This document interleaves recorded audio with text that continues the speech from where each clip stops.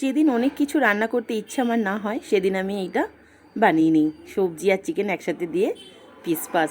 তো চলো শুরু করা যাক। সবার প্রথমে কড়াই একটু সাদা তেল আর বাটার একসাথে দিয়ে দিয়েছি। শুধু বাটার দিলে বাটারটা জ্বলে যেত, তার জন্য একটু সাদা তেল দেওয়াটা প্রয়োজন। তো তার মধ্যে তেজপাতা আর কিছুটা গোটা গরম মশলা দিয়ে দিয়েছি। দিয়ে বেশ কিছুক্ষণ নেড়ে নিয়ে একটু সুন্দর গন্ধ আসার পর তাতে দিয়ে দিয়েছি আলু, গাজর আর পেঁয়াজ। এখানে মানে বিনস, কড়াই, মটরশুঁটিও দেওয়া যেত, তো আমার কাছে ওগুলো ছিল না, ঘরে যা ছিল সেটাই দিয়েছি। অনেকে ক্যাপসিকামও দেয়, কিন্তু ক্যাপসিকামটা আমি এটা দিই না।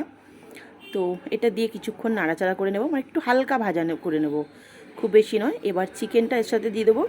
চিকেনটা কিন্তু এখানে লবণ আর গোলমরিচের গুঁড়ো দিয়ে ম্যারিনেট করে রেখে দিয়েছি, মানে ম্যারিনেট করা আছে। এবার চিকেনটাও দিয়ে ওই আলু, গাজর, পেঁয়াজের সাথে কিছুক্ষণ বেশ নাড়াচাড়া করে হালকা একটু ভাজা ভাজা করে নেব। এবার আমি এখানে দিয়ে দিচ্ছি কয়েকটা চেরা কাঁচা লঙ্কা, আর দিয়ে দেবো কিছুটা আদা, রসুন, কাঁচা লঙ্কা বাটা। কাঁচা লঙ্কা বাটাটা না দিলেও হতো, মানে আমার ঘরে সবসময় বাটা থাকে ফ্রিজে, তো আমি সেই জন্য এটা দিয়ে দিয়েছি একটুখানি। আর দিয়ে দিচ্ছি স্বাদ অনুযায়ী লবণ। লবণটা একটু অল্পই দিলাম, কারণ একবার আমি চিকেনের ম্যারিনেট করার সময় লবণ ইউজ করেছিলাম, তার জন্য এখন লবণটা একটু কম দিলাম।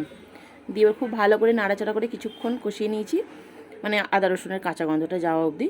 তারপর এখানে দিয়ে দিচ্ছি গোবিন্দভোগ চাল। এখানে চাল নিয়েছিলাম, যে কাপের আমি মাপে নিয়েছি 2 কাপ চাল নিয়েছি, আর 3.5 কাপ মতো জল দিয়েছি আমি এখানে। চালটা যাতে ভালো সিদ্ধ হয়ে যায়, আবার খুব না হয়ে যায়। তো জলটা দেওয়ার পর মিডিয়াম আঁচে আমি চাপা দিয়ে রেখে দিয়েছিলাম। চালও সিদ্ধ হয়ে গেছে, জলটাও পুরোপুরি দেখো শুকনো হয়ে গেছে।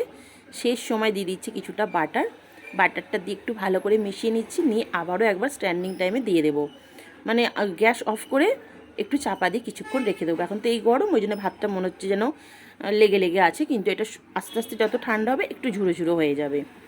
তো এই যে পিস পাস একদম রেডি। তোমাদের বাড়িতে, যাদের বাড়িতে ননস্টিক কড়াই আছে তারা করো, তাহলে কড়াই লেগে যাবে না, এটা পুরো সাদা হবে। যেহেতু আমি অ্যালুমিনিয়াম কড়াইতে করেছি, তার জন্য একটু কালারটা লালচে এসে গেছে। আর তার সাথে নিয়ে নিয়েছিলাম চিকেন কাবাব।